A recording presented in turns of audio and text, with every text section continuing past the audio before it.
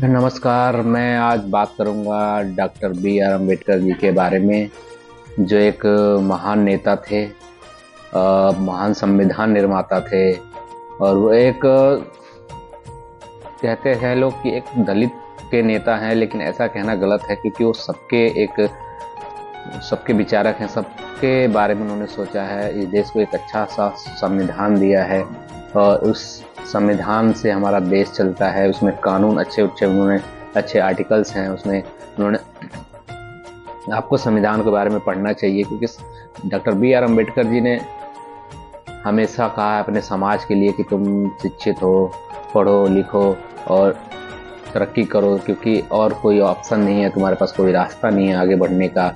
और हर गरीब वंचित लोगों के लिए उन्होंने हर चीज़ अच्छे से वो बताया है। लेकिन समाज को इसके बारे में सोचना चाहिए कि जो है पढ़ने लिखने से ही हमारा देश तरक्की करेगा, देश के सब लोग आगे बढ़ेंगे। और अगर हम पढ़ लिख के आगे बढ़ते हैं तो हमारा देश भी जो है आगे ही बढ़ेगा।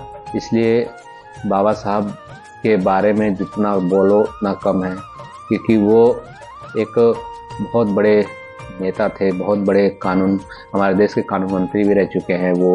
उन्होंने रिजर्व बैंक ऑफ इंडिया का स्थापना किया था। उनकी रुपीज़ ऑफ प्रॉब्लम उन्होंने एक बुक लिखी थी जिसके बदौलत हमारे रिजर्व बैंक ऑफ इंडिया का स्थापना हुआ है। तो इससे बहुत सारे उन्होंने ऐसी किताबें लिखी है जिनके बारे में हमें भी नहीं पता है, जो कि पता होना चाहिए, पढ़ना चाहिए उनके बारे में। वो एक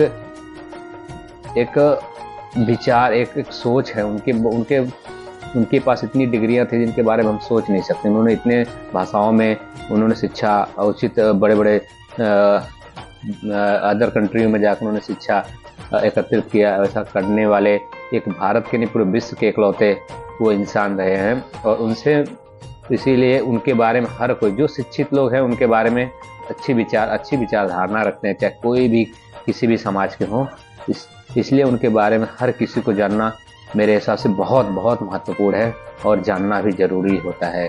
इसलिए आपका क्या विचार है डॉक्टर बी आर अम्बेडकर के बारे में, आप हमें कमेंट में बताइए और इसके बारे में आप क्या सोचते हैं। और धन्यवाद।